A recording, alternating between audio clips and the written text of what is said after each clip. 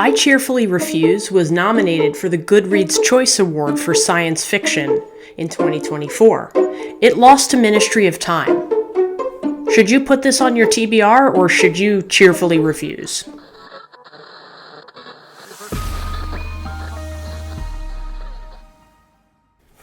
Hi, I'm Amanda, and this is Spineless Books, your one-stop spoiler-free shop for all things audiobook.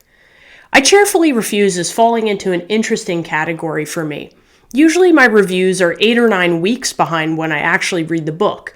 I have a very detailed note-taking system that I use so that I can make sure I can write a script for each video with kind of fresh eyes, but Cheerfully Refuse is not going to fit into that category. This book is so full of tiny details and sort of small arcs that I knew that if I waited, I wasn't going to be able to review it fairly and do it justice. So I'm actually reviewing this one within 24 hours of finishing it, which is kind of odd for me if I'm going to be honest. The book follows a main character named Rainier, who goes by Rainy. It also follows his wife, Lark, and they are living in a near-future dystopian world where there is the release of a new drug called Willow. Willow is taken by people who have lost hope and just don't see a way to stick with this world anymore, and so it's a way of sort of peacefully ending things. Think like a self-euthanasia. So that's sort of the climate that Rainy and Lark are living in this near-future novel. It's set initially on the coast of Lake Superior, but not long into the novel, the setting changes to on Lake Superior. You see, Lark and Rainy take in boarders, and one day they take in a young boarder named Kellen. Lark takes to Kellen right away, and Rainy's not sure at first, but eventually he grows on him. Kellen is what's called a skelet. He's someone who has escaped a contracted labor camp that is essentially people's primary way of finding work. Lark owns a bookstore and Rainy is a musician, so they're not privy to that world, and Kellen enlightens them just a little bit. They throw a birthday party for Lark, and after the birthday party, Rainy basically does some errands and comes home to find that Lark is dead. Because of something Lark has said, Rainy is convinced that she is messaging him to meet at the Slate Islands. Now, Kellen is nowhere to be found at this point, so Rainy is essentially all on his own. Initially, he's accused of Lark's murder, so he basically decides between her message, missing Kellen, and the police, he's just going to set sail on Lake Superior and go look for his wife. The majority of the book is Rainy sailing across Lake Superior.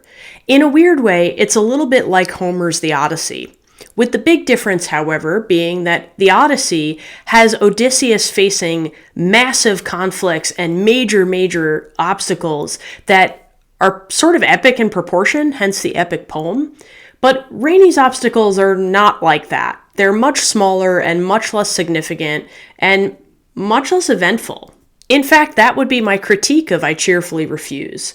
I didn't feel like the monumental moments were monumental enough. As I was listening, I kept feeling like I was missing something. Maybe there was a major plot point that I hadn't caught on to. And I actually went back and reviewed each chapter's summary. I use supersummary.com a lot. It's a really great website if you're not familiar. But I went through and I read the chapter summaries just to make sure I wasn't missing anything. And at no point had I missed anything. That was just the nature of the story. I often judge the quality of a book based on how much I find I'm zoning out. When a book is really good, that's never an issue. But when a book is a little bit drawn out and slow, that happens a lot to me. And with this book, I kept thinking I was drifting, and I wasn't, because again, as I double-checked, I had gotten everything. The interesting thing is that even though I felt like this book lacked a strong arc, I didn't dislike Enger's writing. I think he's actually a really strong writer who can weave interesting scenarios and interesting characters and interesting settings.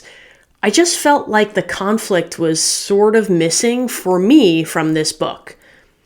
I think there are a lot of people, however, who would enjoy this anyway, because even though I didn't think the book had a huge conflict, the writing is pretty beautiful.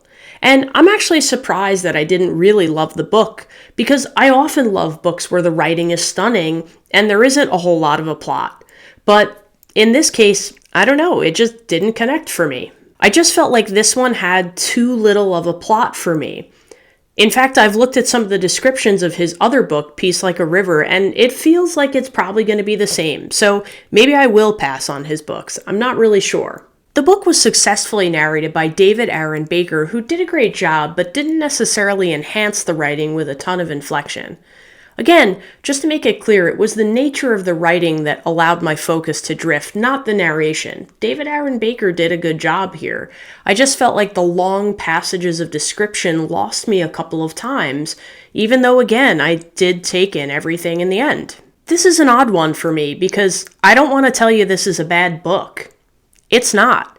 It just didn't hit me the way that I hoped it would. I think there are a lot of people who would really like this one and would love to get lost in the tiny details. I guess my best advice would be to read the description and see if it appeals to you personally. I'd love to hear what you think about this one. If you've picked it up and enjoyed it, let me know in the comments. I'm not looking to argue, but I am curious what other people enjoyed about this book. There are definitely people out there who have enjoyed it because it's got a high rating pretty much everywhere you look. For me, it was just okay. But remember, you might love what I hate and hate what I love, so make your own opinion. But thanks for listening to mine.